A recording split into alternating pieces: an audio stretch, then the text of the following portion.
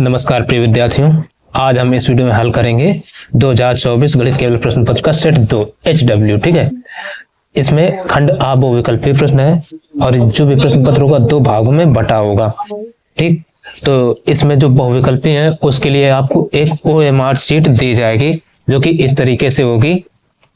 ठीक है, ऊपर लिखा होगा board of high school and intermediate education Uttar Pradesh, OMR उत्तर पत्रक हाई स्कूल परीक्षा 2000, ये 2023 का वो है, यानी अब ये 2025 यानी एक बार लॉन्च कर दिया वही खुला के है। तो यहाँ अब जो आपकी परीक्षाएं आएंगी तो यहाँ पर लिखा मिलेगा 2025।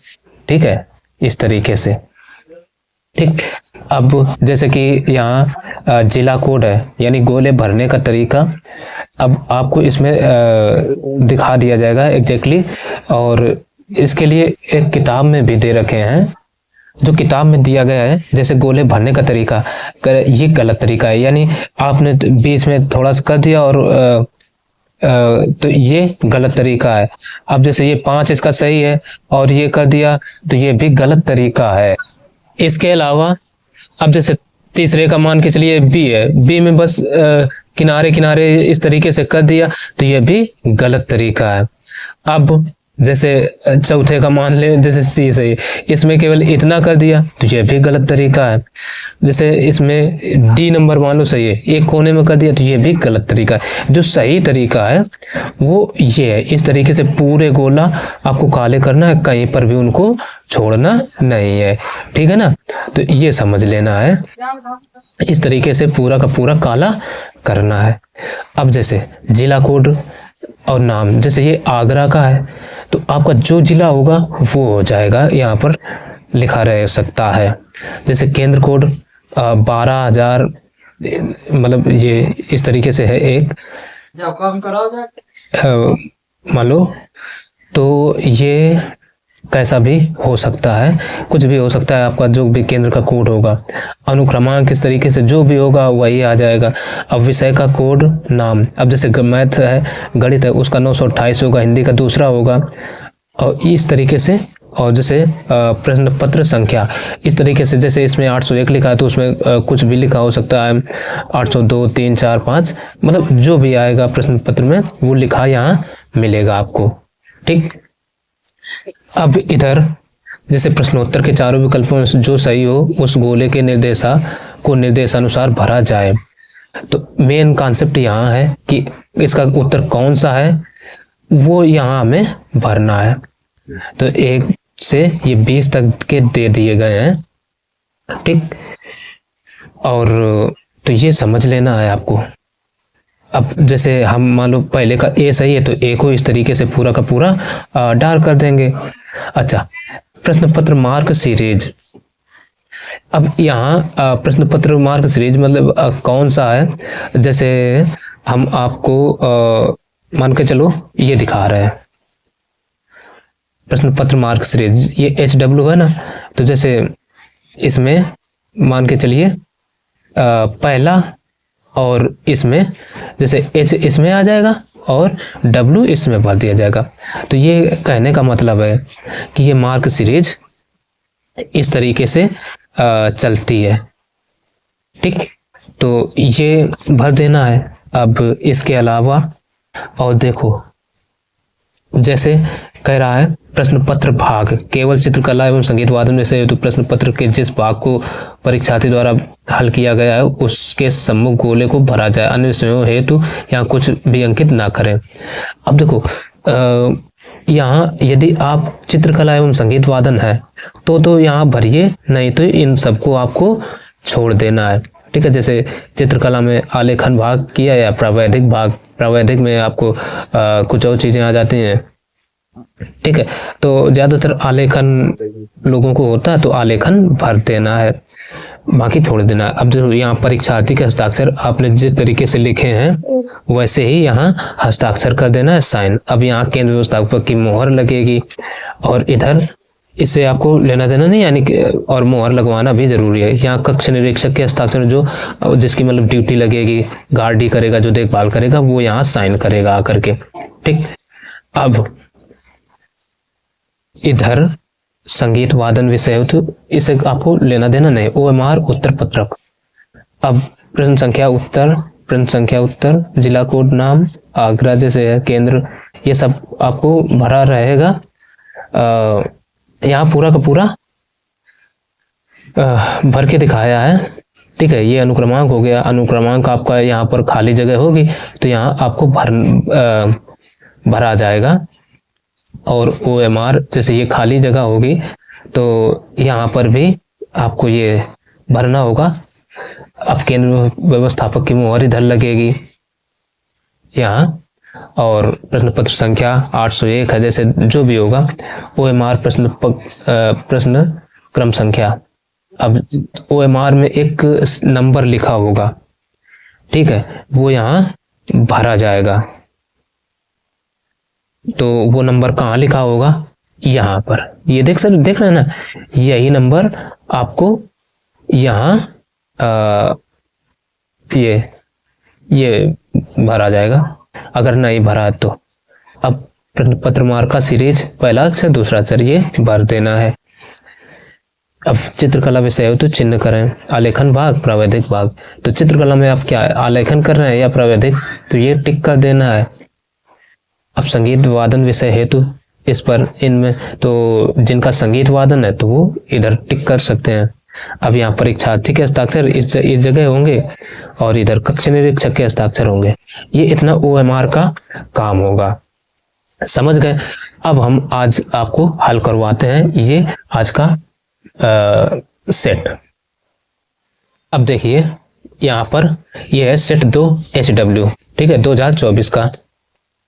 अब इसका जो पहला है, इसके पहले मैंने सेट 1 2024 का करवा दिया है पूरा का पूरा। यदि नहीं देखा है तो लिंक इस वीडियो के डिस्क्रिप्शन बॉक्स में मिल जाएगी या तो चैनल के प्लेलिस्ट में मिल जाएगी, तो वो वीडियो आप जरूर देख सकते हैं, ठीक है। अब हल करेंगे पहला सवाल, यहाँ पर हल करके ही हम आपको बताएंगे। अब यहाँ जो पहला सवाल है, कह रहा है लासा 12,21 बराबर 84 दिया गया, मासा 12,21 होगा। तो अब मान लो ऐसे में नहीं पता है तो क्या करेंगे, इसको हल करके मासा ज्ञात करेंगे। तो कैसे करेंगे, चलिए देखते हैं। अब जैसे सवाल में यहाँ दिया गया है, देखिए कह रहा है लासा 12,21 बराबर 84, तो लासा को अंग्रेजी में हम LCM लिख लेते हैं। तो LCM आप 12,21 बराबर कितना है 84, और मासा को अंग्रेजी में HCF लिखते हैं। तो HCF आप 12,21 बराबर क्वेश्चन मार्क, इस तरीके से हमने ये लिख लिया, ठीक। अब क्या करेंगे, हमें सूत्र एक पता होना चाहिए। जो सूत्र होता है दो संख्याओं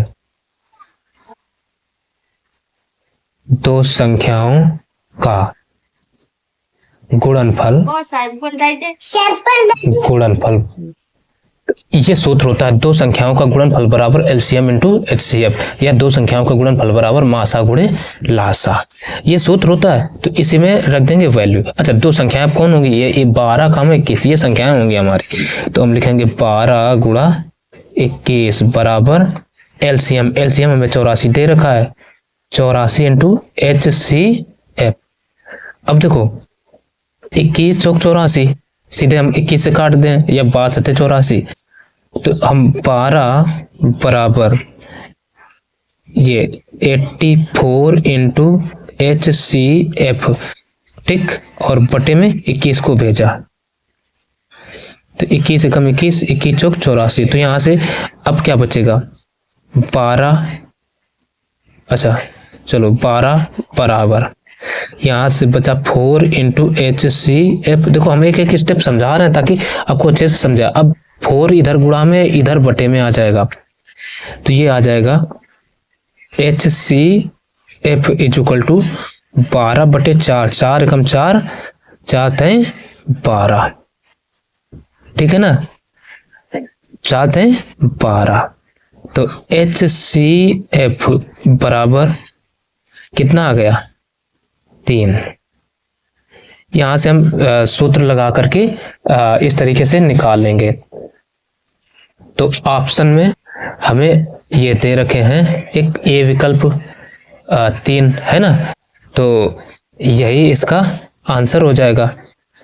अब इसको हमें OMR में भरना है। तो अब देखो ये 1 है, पहले का A नंबर आया आंसर में, तो हम इसको A वाले को ऐसे पूरा डार्क कर देंगे। ठीक, A वाले को डार्क कर देंगे। अच्छा, ये आप समझ रहे होंगे कि ये मेरा थोड़ा प्रिंटिंग सही नहीं हुई है। ठीक है, क्योंकि ये OMR शीट हमने गूगल से डाउनलोड करी थी, तो इसलिए बाकी अगला जो आपको मिलेगा उनमें अच्छे से सब कुछ होगा। अगला सवाल देखेंगे। अब देखिए यहाँ अगला जो सवाल है वो क्या कह रहा है, वो कह रहा है एक बक्से में 6 नीली, 4 सफेद और 8 लाल कंचे हैं। यदि इस बक्से में से एक कंचा या द्रक्षया निकाला जाता है तो इसके नीले रंग के होने की प्रायिकता होगी। तो अब ये प्रायिकता का सवाल है। मान लो ऐसे हमें नहीं पता है तो इसको हम हल करेंगे। सबसे पहले क्या है, 6 नीले हैं तो हम लिख लेंगे नीले कंचे बराबर कितने, 6। फिर कह रहा है और सफेद, 4 सफेद कंचे। अब देखो इनको हमें डायरेक्ट कर देना है। अब ये यहाँ हम हल करके बता रहे हैं। और 8 लाल कंचे हैं, लाल कंचे बराबर हैं 8। फिर कह रहे यदि इस बक्से में से एक कंचा या द्रक्षया निकाला जाए, ठीक है ना, एक कंचा या द्रक्षया निकाला जाए तो इसके नीले होने की प्रायिकता होगी। अब देखो यहाँ कुल कंचे कितने हो जाएंगे। अच्छा, नीले कंचे होने की प्रायिकता पूछी है तो सीधे हम निकाल लेंगे। ठीक, तो पहले इनको जोड़ लो। तो कुल कंचे बराबर 6 + 4 + 8, तो बराबर 6 × 4 = 10, 8 18 आ गए। तो अब कुल कंचे 18 आ गए। तो अब पूछा नीले कंचे होने की प्रायिकता होगी। तो अब कुल कंचे 18 आ गए। तो देखो प्रायिकता बराबर एक सूत्र होता है। ठीक, तो प्रायिकता बराबर सूत्र हम लिखे दे रहे हैं। ये सूत्र होता है प्रायिकता बराबर, सूत्र होता है कुल परिणामों की संख्या, ये अड़ा है, परिणामों की संख्या बटे यहाँ अनुकूल परिणामों की संख्या होता है ऊपर। ठीक है, अनुकूल परिणामों की संख्या बटे कुल परिणामों की संख्या, परिणामों की संख्या। ठीक, तो यहाँ अनुकूल परिणाम कितने हैं। अब पूछे किसकी है, मतलब नीले कंचे आने की प्रायिकता पूछे। एक बार सवाल में देख लीजिए। तो कह रहा है तो इसके नीले रंग के होने की प्रायिकता क्या होगी, ज्ञात कीजिए। तो नीले रंग के होने की प्रायिकता, नीले रंग के होने की प्रायिकता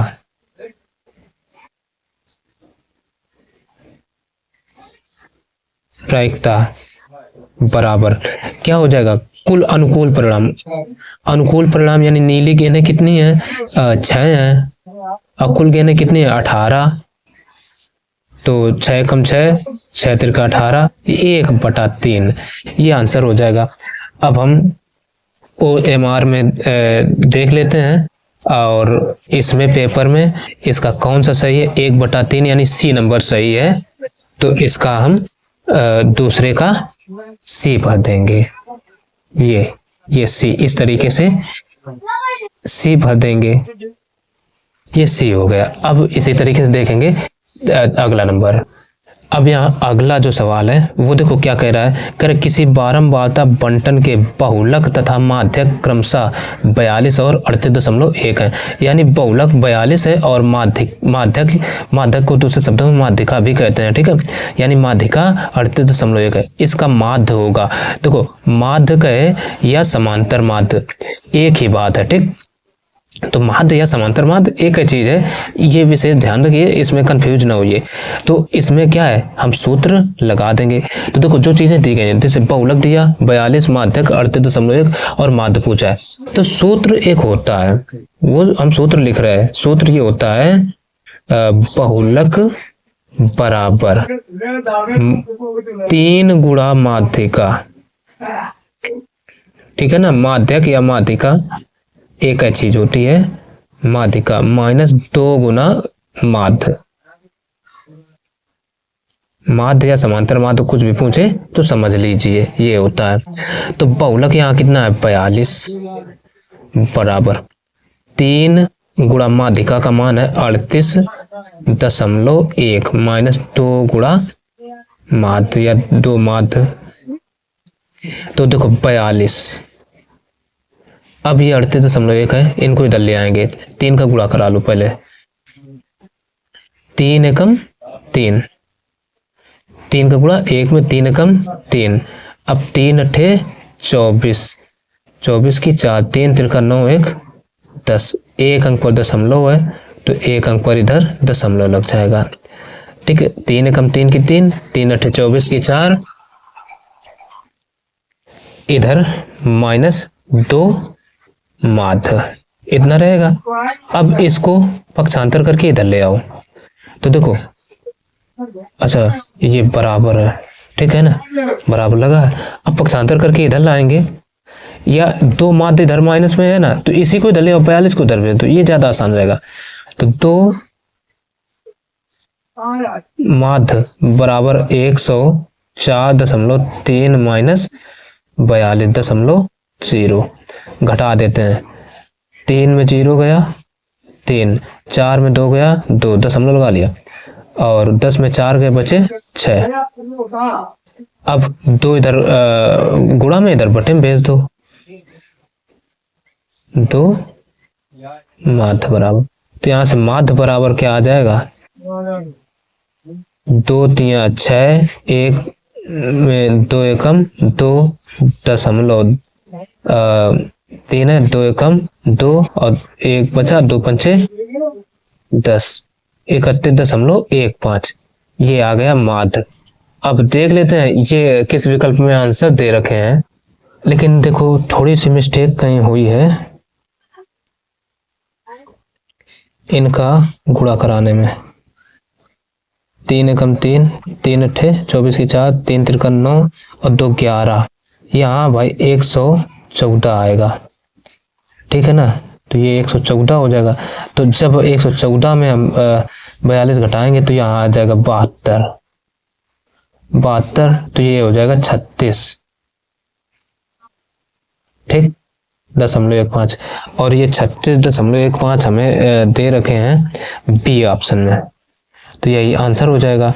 और OMR शीट में हम लिख देंगे ये तीसरे का बी नंबर, तो ये हम बी इस तरीके से फिल कर देंगे, ठीक। और जितनी स्पीड में हो सके आप कर दीजिए, ठीक है। तो इस तरीके से ये हमने बी कर दिया इसका। अब जो चौथा नंबर है वो देखो क्या कह रहा है, कह रहा है वर्ग अंतराल 0,5, 5,10, 10,15, 15 से 20, 20 से 25, और एक में बारंबारता दे रखे हैं 7, 11, 15, 18, 9। उपर्युक्त बारंबारता बंटन का बहुलक होगा, यानी यहाँ इसमें हमसे बहुलक पूछा है, बहुलक वर्ग होगा, ठीक है ना। तो बहुलक वर्ग ऐसा जब सवाल दे रखा हो जिसमें हमें वर्ग अंतराल दिया और बारंबारता दिया हो और बहुलक वर्ग पूछ दिया जाए, ठीक। तो इसमें बहुलक वर्ग वो होता है जिसकी बारंबारता सबसे अधिक होगी। तो यहाँ पर जैसे बारंबारता सबसे अधिक किसकी है, 18 है, ये किसकी है, 15 से 20 वाले की। तो बहुलक वर्ग यही हो जाएगा 15 से 20, और इसमें देख लो डी नंबर दे रखे हैं 15 से 20, तो यही इसका आंसर हो जाएगा। तो हम चौथे का डी नंबर ही सीधे इस तरीके से डार्क कर देंगे। अब अगला जो नंबर है वो देखो यहाँ पर क्या कह रहा है, 52 पत्तों की अच्छी तरह से फेंटी गई एक गड्डी में से एक पत्ता निकाला जाता है, एक तस्वीर वाले पत्ते को प्राप्त करने की प्रायिकता होगी। तो 52 पत्ता की गड्डी होती ही है, उसको अच्छी से प्रकार से फेंटा गया है, ठीक। गड्डी में से एक पत्ता निकाला जाता है, एक तस्वीर वाले पत्ते को प्राप्त करने की प्रायिकता होगी। तो ये सवाल अच्छा है, देखिए। तो यहाँ पर तस्वीर वाला पत्ता आने की प्रायिकता पूछिए। तो देखो गड्डी में तस्वीर वाले पत्तों की संख्या कितनी होती है, 12, क्योंकि 4 ईंट के, 4 हुकुम के, 4 पान के और 4 ही चिड़ी के होते हैं, ठीक है ना। तो ये हो गए। तो गड्डी में कुल पत्ते 52 होते हैं, तो तस्वीर वाला पत्ता आने की प्रायिकता लिख लेंगे। तस्वीर वाला पत्ता आने की प्रायिकता बराबर, सूत्र क्या हो जाएगा, वही अनुकूल परिणामों की संख्या बटे कुल परिणामों की संख्या, परिणामों की संख्या, परिणामों की संख्या। तो अनुकूल परिणाम कितने हैं तस्वीर वाले के, 12, और कुल परिणाम कितने हैं, 52। तो 12 कम 12 और 12 कम 12। अब देखो ये 12 से कटेगा नहीं, 4 से कटेगा, तो 4 तई 12 और 4 कम 4, 4 तई 12, तो यानी ये 3/13 आ जाएगा। ये आंसर हो जाएगा इसका। अब ये ऑप्शन में आप देख लीजिए, ये किस में दे, सी नंबर में दे रखा है, तो ये सी का वाला इसमें हो जाएगा ऑप्शन। तो इस तरीके से 5वें का सी आपको डार्क कर देना है। अब 6वां देख लेते हैं। अब देखो 6वां जो है यहाँ कह रहा है एक परिमेय संख्या और एक अपरिमेय संख्या का अंतर होता है, यानी एक परिमेय और अपरिमेय संख्या का अंतर सदैव ये क्या होगा, अपरिमेय संख्या होगा, ठीक है ना, सदैव अपरिमेय संख्या ही होगा, ये ध्यान रखें। तो इसका विकल्प ए सही हो जाएगा, 6वें का ए, 6वें का ए, ये ठीक। अब इनको आप नीले काले जैसे चाहो इन्हें पेन से ही आप फिल करोगे, ये डॉट पेन से ही फिल करना होता है। अच्छा अगला नंबर, निम्नलिखित संख्याओं में कौन सी संख्या एक परिमेय संख्या है, 7वें का। तो ये सवाल अब हम बता रहे हैं, देखो √3/√5 ये तो अपरिमेय है, √2 × √7 इनका मल्टीप्लाई कराएंगे तो 2 7 14 होगा, 14 अपरिमेय संख्या ही रहेगी। अब √12 इसको भी अगर वर्गमूल से बाहर निकालें तो 2√3 आएगा, अपरिमेय संख्या रहेगी। अब इसको देख लेते हैं, √5 + 7 × √5 - √7, a² - b² का फार्मूला बन के ये ही अपरिमेय संख्या हो जाएगी, परिमेय संख्या हो जाएगी, ठीक है। तो अब कैसे इसको कहो, तो आपको ट्राई करके दिखा दें सी नंबर वाला। देखो 6वां है ना, ये नंबर 7वां का बता रहे हैं, 7वां। अब जैसे √5 और प्लस का √7 इंटू √5 माइनस का √7। अब देखो इज इक्वल टू, अब देखो a² - b² का फार्मूला बनेगा, सूत्र क्या होगा, a² - b² बराबर क्या होता है, √a + b into a - b। अच्छा सूत्र यहाँ पर हमने उल्टा लिख दिया, चाहे ये रूप देखो, तो a + b into a - b का रूप ये है, तो इसके बराबर में क्या हो जाएगा, a² - b², ठीक है ना। तो ये हो जाएगा, तो a के स्थान पर यहाँ पर कितना है, √5, तो 5 का √5 का स्क्वायर करो तो माइनस √7 का स्क्वायर करो तो बराबर क्या आ जाएगा, a प्लस बी, यानी 5 प्लस का 7, एक ब्रैकेट में 5, ओहो आजा सॉरी, ये तो कर ही दिया ना, 5 का स्क्वायर 25 माइनस 7 का स्क्वायर 7 सत्ते, ओहो ये हो क्या रहा है, 5 का अंडर रूट 5 का वर्ग करेंगे तो 5 माइनस अंडर रूट 7 का वर्ग करेंगे तो 7 रहेगा, तो इसलिए ये आ जाएगा -2, ठीक है ना। तो -2 एक ये कैसी संख्या है, परिमेय है, ठीक। तो इसका विकल्प किस में दे रखे हैं, ये देख लेते हैं। विकल्प सी में दे रखे हैं, 7वें का सी, तो ये 7वें का सी हम कर देंगे, ए बी सी ये, और इसको इरेज कर नहीं सकते, वाइटनर चला नहीं सकते, तो इसलिए ध्यान पूर्वक गोला को भरें ताकि कोई मिस्टेक ना हो पावे, ठीक। 8वां देखो, कह रहा बिंदुओं ए कामा बी और बी कामा -a के बीच की दूरी होगी, अब बीच की दूरी पूछती है, तो 8वां नंबर यही देख लेते हैं। 8वां हम इसको a दे दिया, इसको b दे दिया, अब बिंदु हमें क्या दे रखे हैं, a और b, यानी इसके बिंदु हो गए a कामा b और इसके हो गए b कामा -a, इस तरीके से ये हो गया। अब इनके बीच की दूरी हमसे पूछी है, तो इसको मान लो x1, इसको y1, इसको x2, इसको y2। सूत्र होता है दो बिंदुओं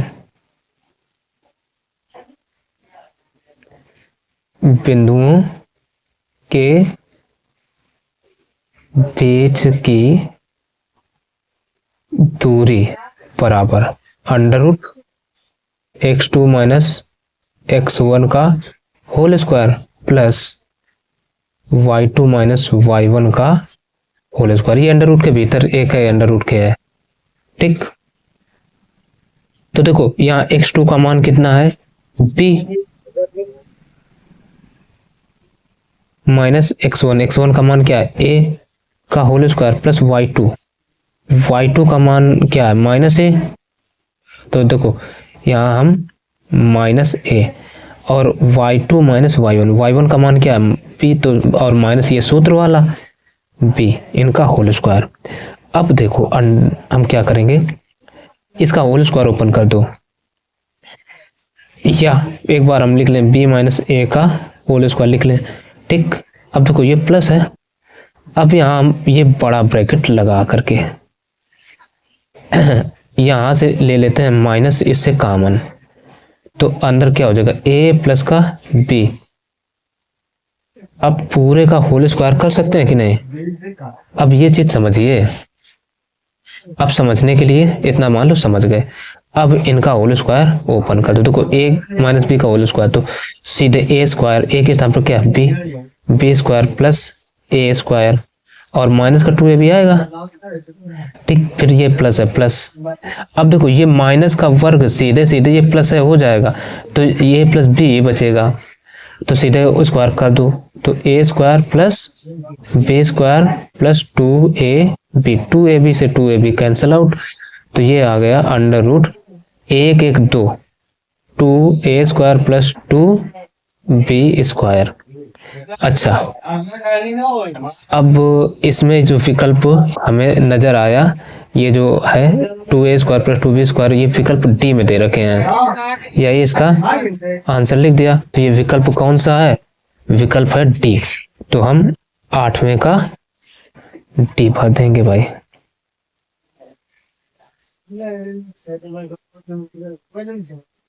ये 8वें का डी हो जाएगा। अब देखिए यहाँ 9वां नंबर क्या कह रहा है, द्विघात बहुपद 4x square minus 4x plus 1 के शून्यकों का योगफल होगा, यानी एक द्विघात बहुपद हमें दे रखे हैं और उसमें शून्यकों का योगफल पूछा है, ठीक। तो हम क्या करें, द्विघात जो बहुपद हमें दिया है वो लिख लेते हैं, दे रखा है द्विघात बहुपद को हम f(x) बराबर लिखे ले रहे हैं 4x square minus 4x plus का 1, ये द्विघात बहुपद दे दिया, और हमसे पूछा है शून्यांकों का योगफल होगा, और 4 विकल्प दे दिए। तो अब देखो हमें शून्यकों का योगफल मतलब इसके पहले तो शून्य ज्ञात कर लें क्या आएगा। तो कैसे, देखो 4 और यानी एक्स स्क्वायर के गुणांक का और अचर पद का पहले कराओ गुणा। तो जब गुणा कराएंगे तो 4 एकम 4 आएगा। 4 कैसे गुणा, जोड़ने पर इस चिन्ह से पहचानते हैं कि जोड़ने पर या घटाने पर। तो जोड़ने पर 4 आ जाए तो 4 यानी पहला पद एच इट इज। अब जो गुणनखंड बनेंगे 4 एकम 4 बना ना, 4 को काट लो, 2 दूना 4, 2 2 ये बन गए गुणनखंड। तो माइनस के 2x फिर माइनस के 2x और प्लस का 1, अचर पद एज इट इज लिख लेते हैं, जो चिन्ह है उसी चिन्ह के साथ। अब देखो 2 कॉमन मिलेगा यहाँ से, तो अंदर बचेगा 2 का भाग इसमें देंगे तो 2 दूना 4, 2x माइनस यहाँ से 2x पूरा बाहर आ गया तो 1, यहाँ माइनस 1 कॉमन तो अंदर बचेगा 2x माइनस का 1। अब ये देखो 2x माइनस 1 सेम है ना, तो एक बार कॉमन मिल जाएगा, या ऐसा समझ लो कि एक है बार इनको लिख लो। अब एक ये 2x और ये माइनस 1 एक ब्रैकेट में, 2x माइनस 1 एक ब्रैकेट में, ये आ गया। अब हमें चूंकि शून्य ज्ञात करना है ना, तो इसलिए अब क्या करो, fx बराबर 0 रखने पर, शून्य जब भी ज्ञात करना हो तो क्या करोगे, fx इज इक्वल टू 0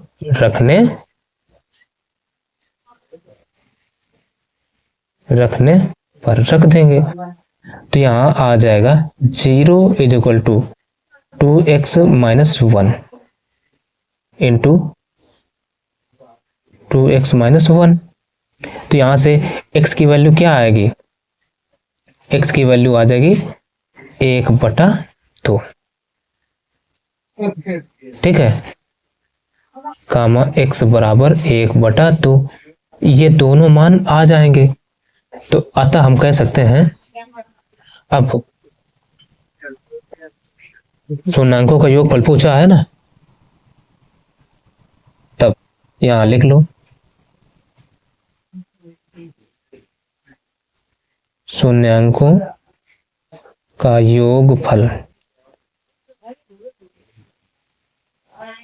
बराबर 1/2 प्लस 1/2 ऐड कर दो, 1 मतलब 1 + 1/2 तो बराबर 2/2, 2 एकम 2 बराबर 1 आ जाएगा। अब 1 ये हमें किस विकल्प में दे रखे हैं, ए में दे रखे हैं, तो इसका ऑप्शन जो ए है 9 का ए, ये ही सही हो जाएगा। इस तरीके से हम फिल कर देंगे।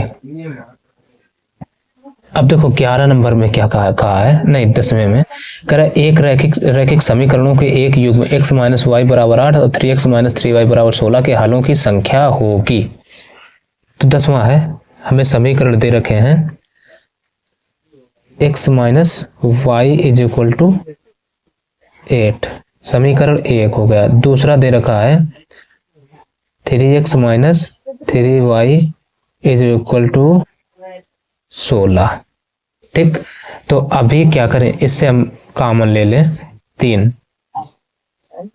चाहो ना लो तो हम यहीं पर दे देते हैं सीधे,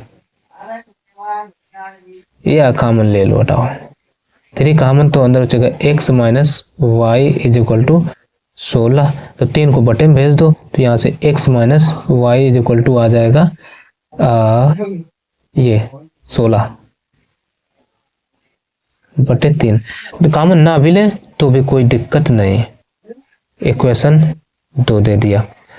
अब यहाँ हमसे पूछा क्या कि हलों की संख्या होगी। हलों की संख्या जब भी पूछे तो हमें क्या करना होता है, a1/a2। ठीक, तो अब देखो हम क्या करें, a1 बराबर निकाल लें, a1 बराबर कितना आएगा 1, ठीक है, कामा b1 बराबर